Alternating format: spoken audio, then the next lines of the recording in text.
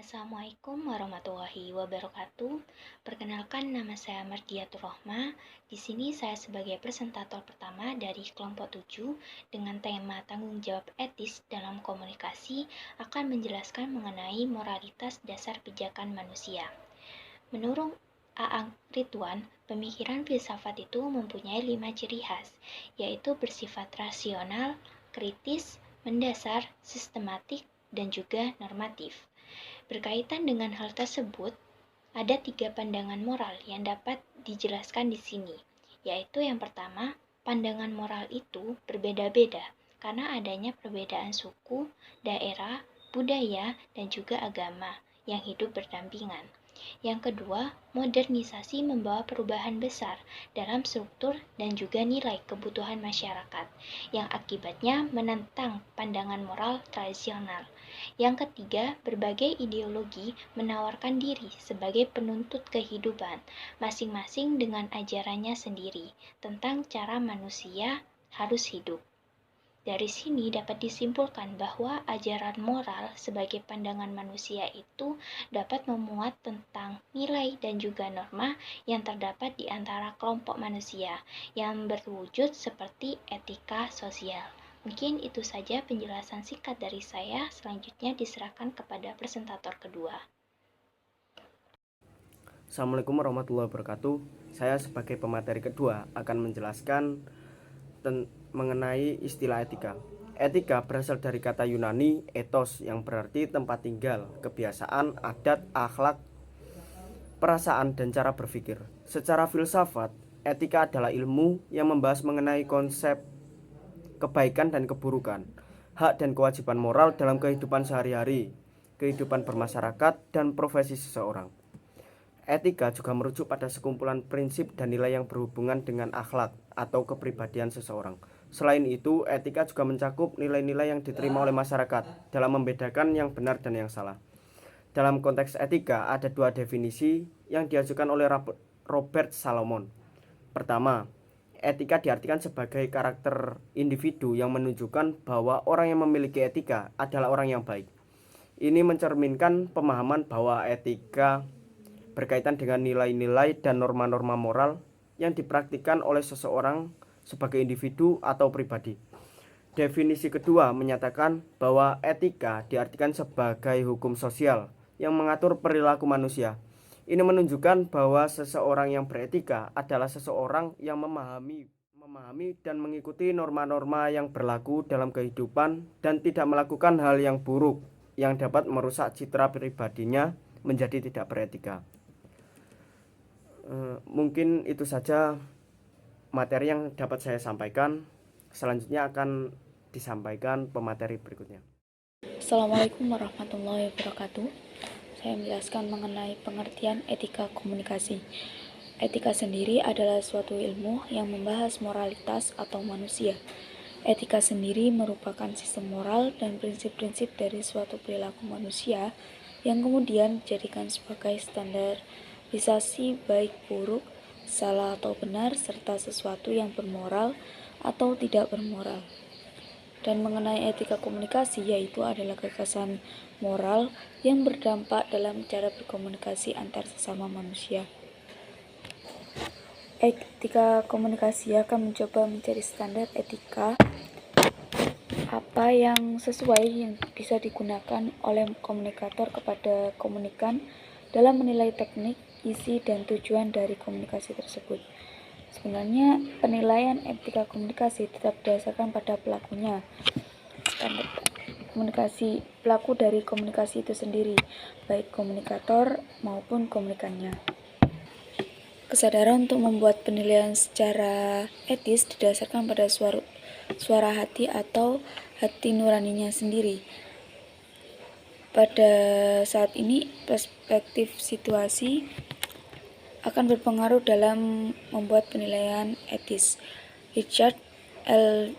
Johannes memaparkan adanya tujuan perspektif dalam penilaian etika komunikasi insani, diantaranya yaitu perspektif perspektif sifat manusia, perspektif dialogis, dan juga ada perspektif situasional Dan yang terakhir yaitu perspektif religius. Mungkin itu saja penjelasan dari saya. Terima kasih. Baik, Assalamualaikum warahmatullahi wabarakatuh. Di sini saya akan membahas tentang etika komunikasi persuasif. Etika komunikasi persuasif yaitu seperangkat aturan-aturan dalam mempraktekkan komunikasi persuasif agar tidak menjadi propaganda. Di sini ada 11 larangan dalam prakteknya saat komunikator melakukan komunikasi persuasif. Antara lain yang pertama yaitu mempergunakan data palsu atau data yang dirancang untuk menonjolkan kesan tertentu, yaitu data yang dengan sengaja dibelokkan secara salah. Nomor 2, secara sengaja mempergunakan argumen yang meragukan atau tidak logis. Kemudian yang nomor 3 yaitu mencetuskan diri sebagai orang yang pandai pada subjek tertentu padahal bukan kepandaiannya. Nomor 4, tidak diperkenankan untuk mengaku telah diberi informasi kepandaiannya. Nomor 5, tidak diperkenankan untuk mengajukan hal-hal yang tidak berkaitan dengan mengalihkan perhatian dari isu yang masih menjadi perhatian.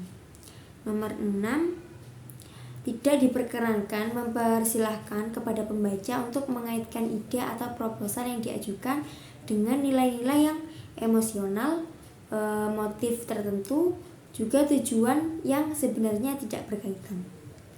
Kemudian nomor 7 yaitu tidak diperkenankan menipu halayak dengan menyembunyikan sasaran sebenarnya atau keperluan pribadi. Kemudian yang nomor 8, tidak diperkenankan untuk mempergunakan pembelaan emosional yang tidak disertai bukti latar belakang atau argumen yang tidak bisa diterima pada. Kemudian nomor 9 yaitu tidak diperkenankan menyederhanakan sebuah situasi yang sebenarnya sudah kompleks. Nomor 10, tidak diperkenankan untuk mengaku sebuah ketetapan sudah dibuat padahal situasinya masih sementara dan derajat kemungkinan situasi masih bisa berubah sebenarnya bertambah akurat. Nomor 11 yang terakhir yaitu tidak diperkenankan menganjurkan sesuatu yang kita secara pribadi itu sebenarnya juga tidak percaya. Oke, mungkin itu saja yang bisa saya sampaikan. Selebihnya mohon maaf. Terima kasih. Wassalamualaikum warahmatullahi wabarakatuh. Assalamualaikum warahmatullahi wabarakatuh. Perkenalkan, saya Hasanuddin Citra Romojono. Di sini saya akan membahas tentang pertimbangan nilai dalam komunikasi. Pertimbangan nilai dalam komunikasi merujuk pada penilaian etis atas pesan dan perilaku komunikasi yang terjadi antara individu dan individu lain. Ini juga bisa terjadi pada bagian kelompok atau lingkup yang lebih besar. Nah, hal ini sangat penting karena komunikasi yang tidak etis dapat menyebabkan dampak negatif pada individu atau masyarakat atau kelompok itu sendiri. Beberapa pertimbangan nilai yang harus dipertimbangkan dalam komunikasi antara lain, yang satu adalah kehormatan. Baik, semua orang berhak dihormati sebagai individu yang memiliki martabat yang sama. Komunikasi yang merendahkan atau mengejek orang lain itu sangat tidak etis. Bisa diambil contoh seperti yang saya contohkan kemarin, menjatuhkan orang lain di dalam suatu forum itu merupakan pelanggaran yang dilakukan dalam ranah etika komunikasi, dan ini sudah melanggar nilai komunikasi. Yang dua adalah keadilan. Semua orang harus diperlakukan dengan adil dan merata. Komunikasi yang diskriminatif atau mengunggulkan satu kelompok di atas yang lain itu tidak etis. Karena apa? Karena jika kita lebih mengunggulkan satu kelompok lain daripada kelompok yang satunya, maka itu sangat tidak etis dalam sebuah nilai komunikasi. Misal kita lebih mendahulukan ras kulit putih daripada kulit hitam, itu sangat tidak etis. Semua manusia berhak atas keadilan sosial yang merata. Yang ketiga adalah keterbukaan. Komunikasi yang jujur dan terbuka sangat penting dalam membangun kepercayaan antara individu atau kelompok. Komunikasi yang tidak jujur atau manipulatif itu sangat tidak etis. Bisa kita cermati sendiri ya, Dalam menyampaikan informasi, hendaknya kita melakukan komunikasi menerapkan nilai keterbukaan. Kalau kita tidak atau jika kita tidak menyanggupi satu hal, maka kita tidak katakan tidak. Jika kita menyanggupi satu hal, kita bisa katakan bisa. Yang keempat adalah kepercayaan. Kepercayaan adalah kunci dalam membangun hubungan yang sehat dan produktif. Komunikasi yang bertujuan untuk menipu atau menipiskan kepercayaan itu sangat tidak etis. Jadi diperlukan kejujuran dalam suatu hubungan, terutama dalam nilai komunikasi. Yang kelima adalah keamanan. Semua orang berhak merasa aman dan terlindungi dalam setiap situasi komunikasi. Komunikasi yang mengancam dan mempermalukan orang lain itu tidak etis.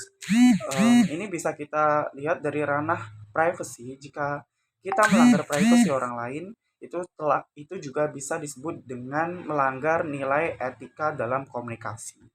Jadi seperti itu yang akan saya sampaikan. Oh ya, yang terakhir adalah tanggung jawab. Setiap orang bertanggung jawab atas kata-kata dan tindakan yang mereka katakan. Seperti jika kalian telah mengatakan sanggup, maka lakukanlah sesuai dengan perkataan kalian. Nah, dalam keseluruhan, pertimbangan dalam komunikasi sangat penting untuk memastikan bahwa pesan yang disampaikan itu sampai kepada audiens atau komunikan. Seperti itu. Oleh karena itu, penting untuk selalu mempertimbangkan pertimbangan etis dalam setiap situasi dan komunikasi. Terima kasih. Baik, Assalamualaikum warahmatullahi wabarakatuh. Nah, di sini saya sebagai presentator terakhir yang ingin menjelaskan tentang tanggung jawab sosial ilmuwan. Nah, di sini saya Hamidatul Reza Sefi dengan NIM 2221030 153. Nah, tanggung jawab sosial ilmuwan yaitu yang menurut Abbas Hama yang dikutip dari Surajio 2008 mengatakan bahwa para ilmuwan sebagai orang yang profesional dalam bidang keilmuan tentu mereka juga sudah memiliki visi moral, yaitu moral khusus sebagai ilmuwan. Nah, moral inilah di dalam filsafat ilmu itu disebut sebagai sikap ilmiah. Nah, menurut beliau juga ada 6 sikap yang harus dimiliki oleh para ilmuwan. Nah, yang pertama itu tidak ada rasa pamrih. Yang kedua, bersikap selektif. Nah, yang ketiga itu adanya rasa percaya yang layak baik terhadap kenyataan maupun terhadap alat-alat indera serta budi. Nah, yang keempat yaitu sikap yang mendasar pada suatu kepercayaan dan dengan merasa pasti bahwa setiap pendapat atau teori yang terdahulu itu telah mencapai kepastian. Nah, yang kelima yaitu adanya suatu kegiatan rutin bahwa seorang ilmuwan harus selalu tidak puas terhadap penelitian yang telah dilakukan, sehingga selalu ada dorongan untuk riset dan riset sebagai aktivitas yang menonjol dalam hidupnya. Nah, yang terakhir yaitu yang keenam, harus memiliki sikap etis atau akhlak yang selalu berkehendak untuk mengembangkan ilmu, untuk kemajuan ilmu, dan untuk kebahagiaan manusia itu sendiri. Nah, lebih khusus untuk pembangunan bangsa dan negara. Nah, proses menemukan kebenaran serta ilmiah juga mempunyai implikasi etis bagi seorang ilmuwan. Karakteristik proses tersebut merupakan kategori moral yang melandasi sikap etis seorang ilmuwan. Nah, mungkin itu dulu yang bisa saya sampaikan dalam video pendek ini. Nah, sekian, terima kasih. Wassalamualaikum warahmatullahi wabarakatuh. Baik, di sini saya akan menjelaskan mengenai contoh empiris tanggung jawab etis dalam komunikasi. Di sini kami mencontohkan dari 2 bidang, yaitu bidang ekonomi dan juga bidang pendidikan. Di bidang ekonomi sendiri, contohnya itu adalah menyampaikan informasi yang akurat dan jelas tentang produk atau layanan mereka, tanpa menyembunyikan informasi penting atau menyesatkan konsumen.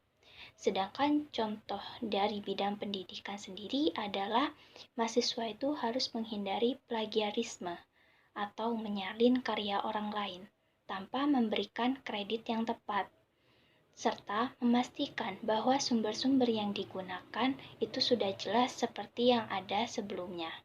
Mungkin itu saja penjelasan dari kelompok kami, kurang lebihnya mohon maaf. Wassalamualaikum warahmatullahi wabarakatuh.